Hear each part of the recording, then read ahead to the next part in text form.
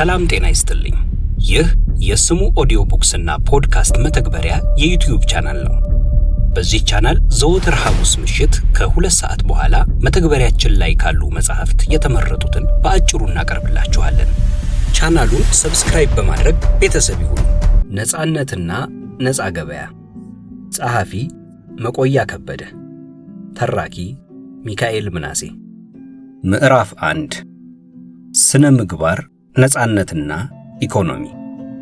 ስነ ምግባርና ግብረገብ። ሁሉም ሰው እንደ ግለሰብ ትርጉም ያለውና የተሟላ ሕይወት መኖር ይፈልጋል። እየበለጸገና እያበበ የሚሄድ ማህበረሰብና ሀገር እንዲኖረውም ይፈልጋል። ሆኖም ግን እንዲህ ያለ ሕይወት ማህበረሰብና ሀገር በነጠረ ዕውቀት፣ በጠንካራ የሥነ ምግባር ደንብና በጠራ መርህ በመመራት እንጂ በአጋጣሚና በምኞት የሚገኝ ነገር አይደለም። የሰው ልጅ በግልም ይሁን በጋራ በተገቢው መንገድ ለመኖር የሚያስችለውን ዕውቀት የመፈለግ የማወቅና የመተግበር ዕዳ ተፈጥሮ ጥላበታለች። በዚህ ረገድ ስነ ምግባርና ግብረገብ የአንበሳውን ድርሻ ይወስዳሉ። ለመሆኑ ስነ ምግባርና ግብረገብ ምንድን ናቸው? ከጠና ደዎ ዶክተር ሰው ስነ ምግባርና የዘመኑ ቁልፍ ጉዳዮች መጽሐፍ ላይ ጨልፈን እንመልከት። ስነ ምግባር ኤቲክስ የሚለውን የእንግሊዘኛ ቃል የሚተረጉም ነው። ኤቲክስ ራሱ ኤቶስ ከሚል የግሪክ ቃል የተገኘ ነው። ኤቶስ ማለት በግሪክ ቋንቋ ልማድ፣ ወግ ወይም ጠባይ ማለት ሲሆን ስነ ምግባር ወይም ኤቲክስ ደግሞ ሰው ለልማድ፣ ወግ ወይም ጠባይ የሚሰጠውን እሴት የሚገልጽ፣ የሚያብራራ፣ የሚመረምር ወይም የሚፈትሽ ሳይንስ ወይም የጥናት መስክ ነው። የጥንት ስልጣኔ ባበበባቸው አካባቢዎች ሰዎች ስነ ምግባርን ወይም ኤቲክስንና ግብረገባዊ ፍልስፍናን ወይም ሞራል ፊሎዞፊ በተወራራሽነት ተጠቅመውባቸዋል። ቀደም ሲል እንደተጠቀሰው ስነ ምግባር ማለት ግብረገባዊ ፍልስፍና፣ ግብረገባዊ ፍልስፍና ማለትም ስነ ምግባር ማለት እንደነበር ጥናታዊ ምርምሮች ያሳያሉ። ግብረገብ በሚል የአማርኛ ቃል የተተረጎመው ሞራሊቲ የተገኘው ሞር ከሚል የላቲን ቃል ነው። ትርጉሙም ከላይ ኤቶስ ለሚለው ቃል ከተሰጠው ትርጉም ጋር በተመሳሳይነት ወግ፣ ልማድ ወይም ጠባይ ማለት ነው። በዚሁ መሰረት በጥንታዊ ግሪክ የግብረገብ ፍልስፍና ወይም ሞራል ፊሎዞፊ ልክ እንደ ስነ ምግባር ሰዎች አዘውትረው የሚፈጽሟቸው ድርጊቶች ወይም የሚያሳያቸውን ጸባዮች በልማድ፣ ወግ ወይም ጠባይ መገለጫነት ያሏቸውን እሴቶች የሚፈትሽ ሳይንስ ወይም የጥናት መስክ ነው። ስለዚህ በአንድ ታሪካዊ ወቅት ስነ ምግባርና ግብረገባዊ ፍልስፍና አንድና ተመሳሳይ ትርጉም የነበራቸው ሁለት የተለያዩ ቃላት ነበሩ ማለት ነው። ዛሬ ላይ ግብረገብ የቀድሞ ትርጉሙን በመጣል በስነ ምግባር የሚመረመር፣ የሚፈተሽ ወይም የሚገመገም የጥናት ተገብሮ ኦብጀክት ኦፍ ስተዲ ሆኗል። በእርግጥ ዛሬም ቢሆን ሰዎች በዘልማድ ስነ ምግባርን ግብረገብ፣ ግብረገብን ስነ ምግባር አድርገው ይጠቀማሉ። ስነ ምግባር አንድ የጥናት መስክ ሲሆን ትኩረት የሚያደርገው ሰዎች በአግባቡ ለመኖር ምን ማድረግ እንደሚጠበቅባቸው መጠቆምና በሰዎች ሁለንተናዊ እንቅስቃሴ ውስጥ ትክክል የሆነውንና ያልሆነውን፣ ጥሩና መጥፎውን፣ ምርጫ፣ ድርጊትና ባህሪ ለይቶ የሚያጠና ማህበራዊ ሳይንስ ነው።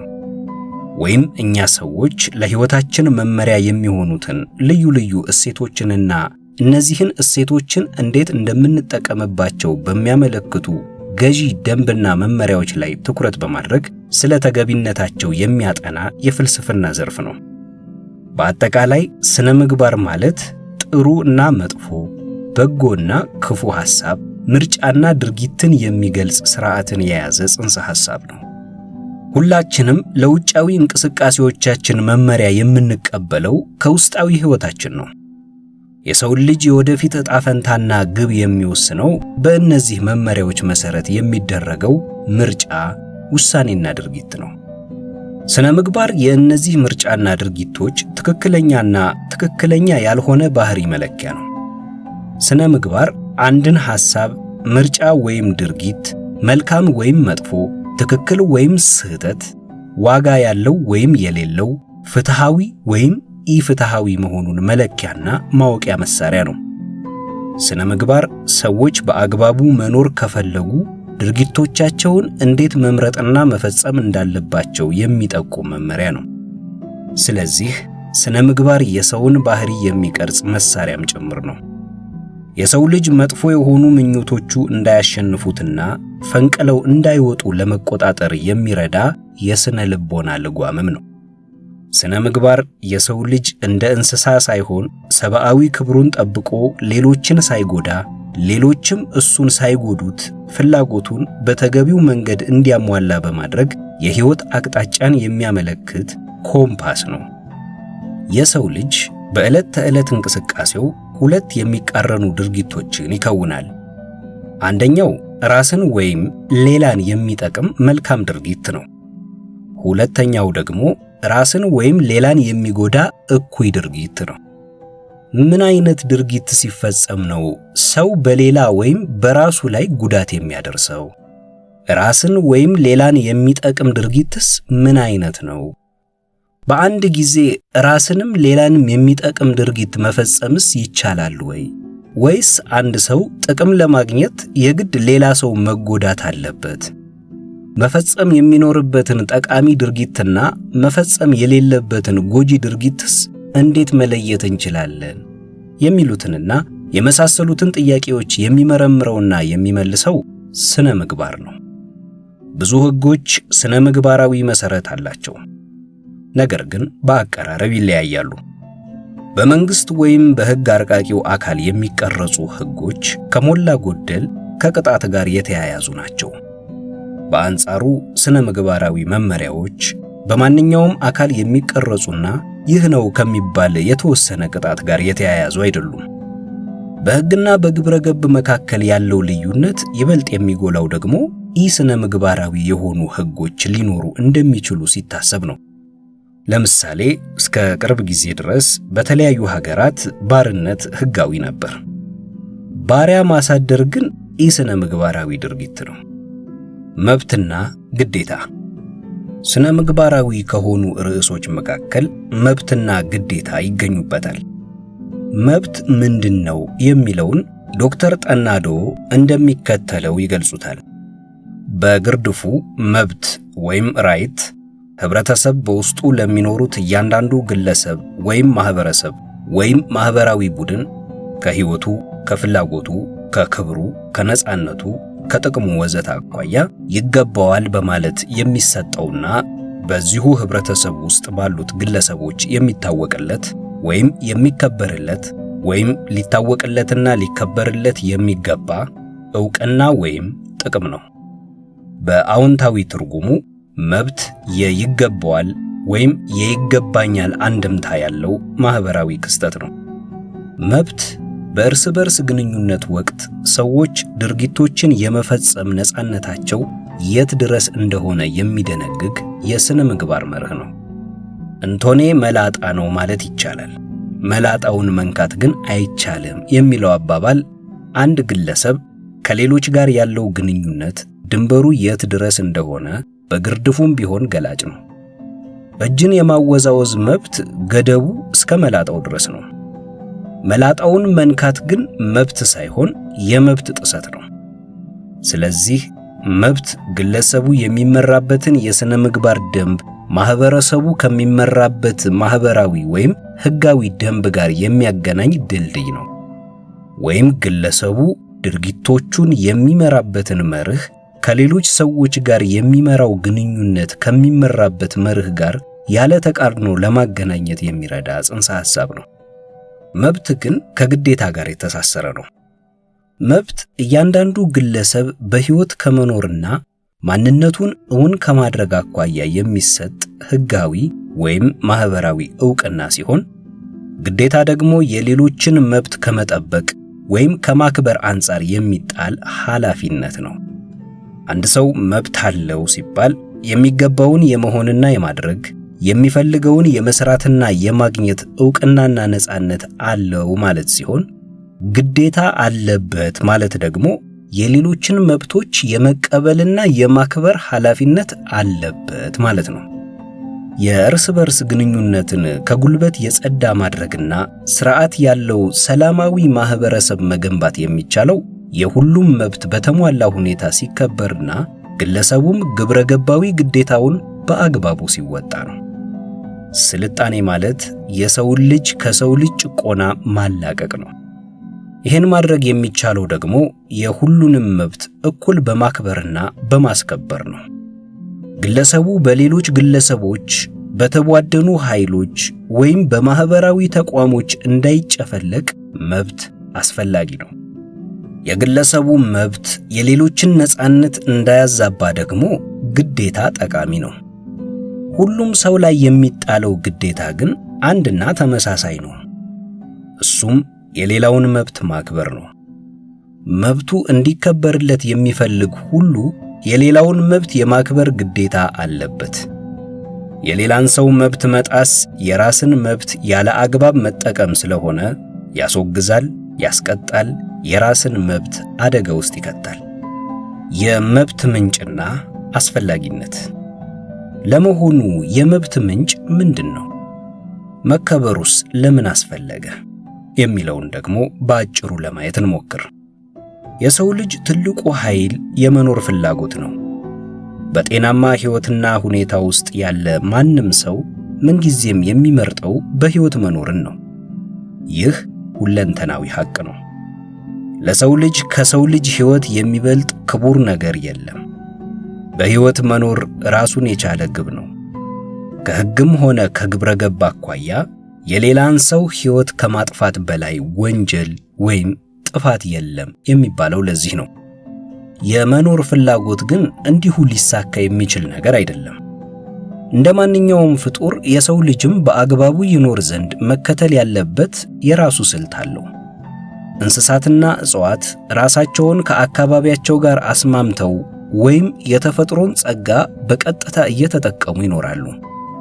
የሰው ልጅ ግን ለየት ባለ ተፈጥሮ ምክንያት እንደ ምግብ፣ መጠለያና ልብስ ያሉ መሰረታዊ ፍላጎቶቹን አርክቶ በሕይወት ለመቆየት እንኳን የተፈጥሮን ጸጋ በዕውቀትና በሥራው መለወጥ አለበት። እንጀራ፣ ቤት፣ ልብስ ወዘተ መንገድ ዳር በቅለው አይገኙም።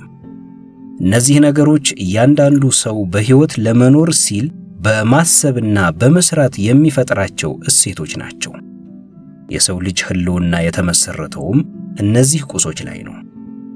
ሰው በሕይወት መኖር የሚችለው እነዚህን ጠቀሜታ ያላቸው ነገሮች ለማግኘት የማሰብ፣ የመስራት እንዲሁም ባለቤት የመሆንና የመጠቀም መብቱ በተሟላ ሁኔታ ሲከበር ብቻ ነው። በሕይወት የመኖር መብት እነዚህን ለመኖር ኑሮን ለማሻሻልና ለመደሰት ወሳኝ የሆኑ ነገሮች የመስራት ባለቤት የመሆንና የመጠቀም ነፃነት ነው። መብት ሰው በምድር ላይ በአግባቡ ይኖር ዘንድ ተፈጥሮ ያስቀመጠችለት ቅድመ ሁኔታ ነው። በዚህ ምክንያት የመብት ምንጭ መንግስት ወይም ማህበረሰብ ሳይሆን የሰው ልጅ ተፈጥሮ ነው። መከበር ያስፈለገውም ያለዚህ መብት ሰብአዊ ፍጡር ሆኖ መኖር ስለማይቻል ነው። በሕይወት የመኖር መብት ሰብአዊ መብት ነው። ሌሎች መብቶች የሚመነጩትም ከዚሁ ነው። ሰብአዊ መብት ሰዎች ሁሉ ሰው በመሆናቸው ብቻ የሚያገኙት መብት ነው። ሌሎች ተቀጥላ ቅድመ ሁኔታዎች የሉትም።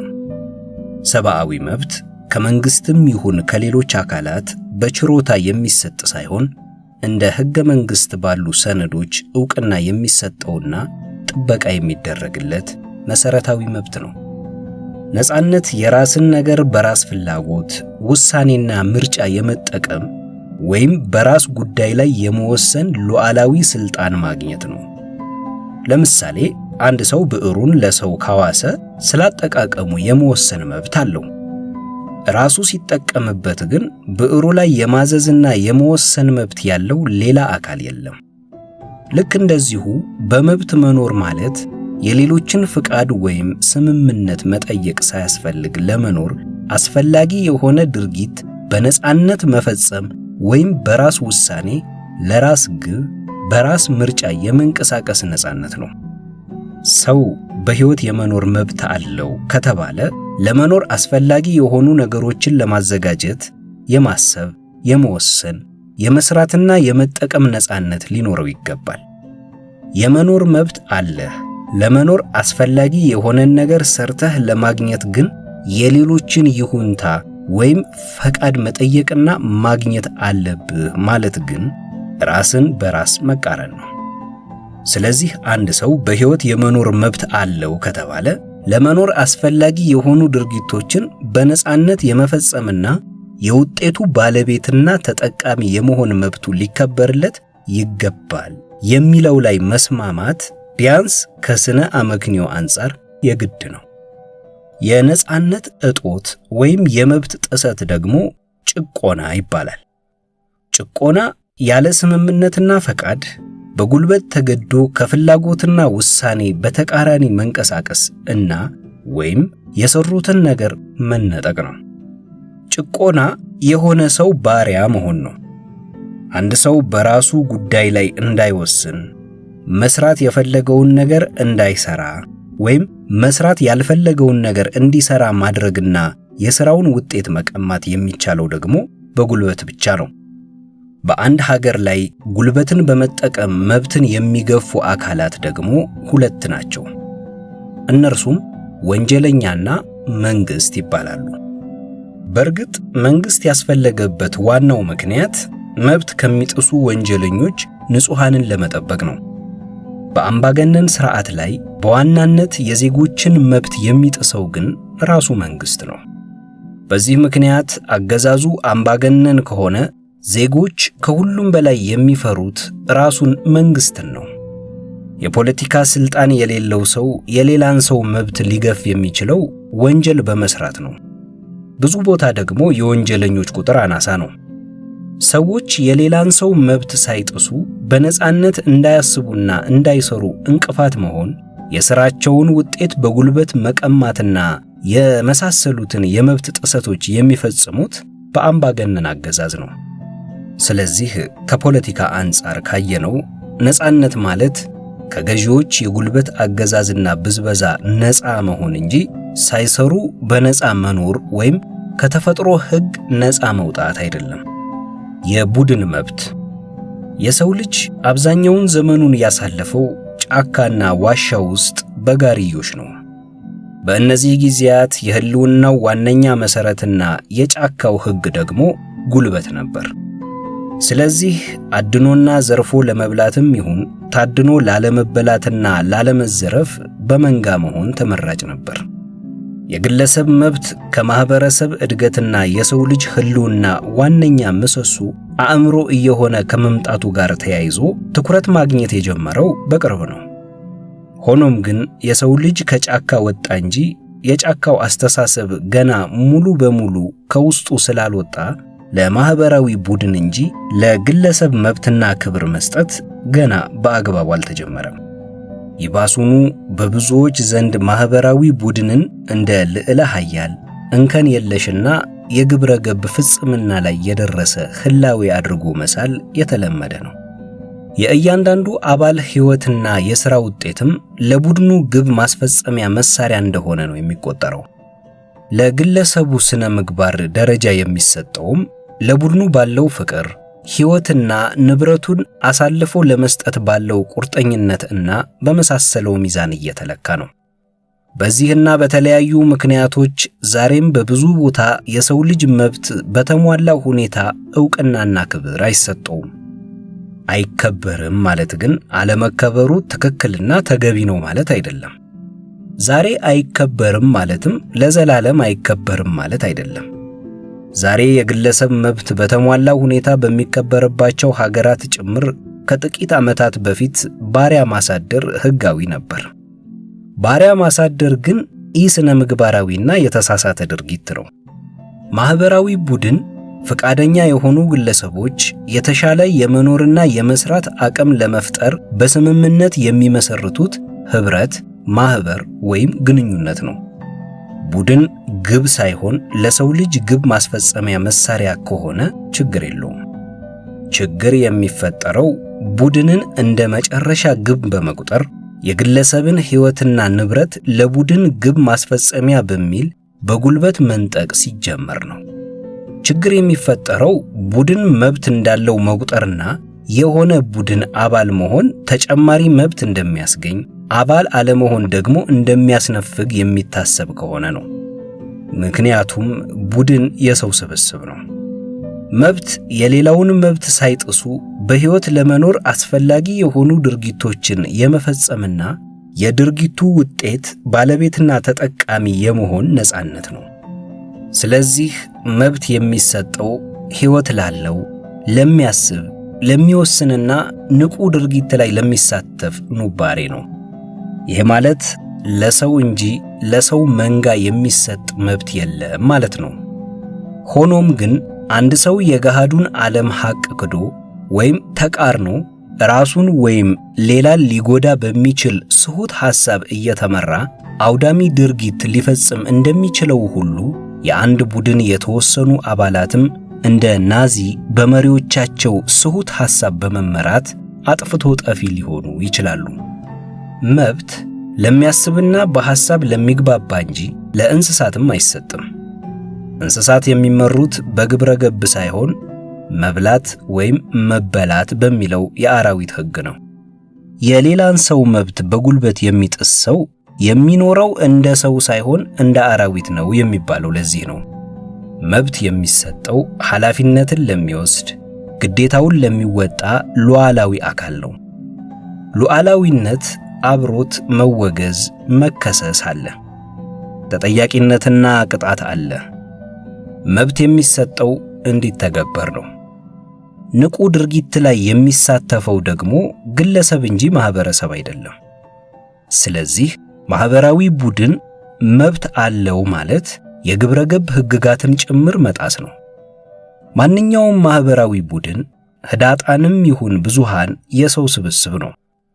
እያንዳንዱ የቡድን አባል በሰውነቱ ከሚታወቅለት ውጪ ቡድኑ የተለየ መብት ሊኖረው አይችልም።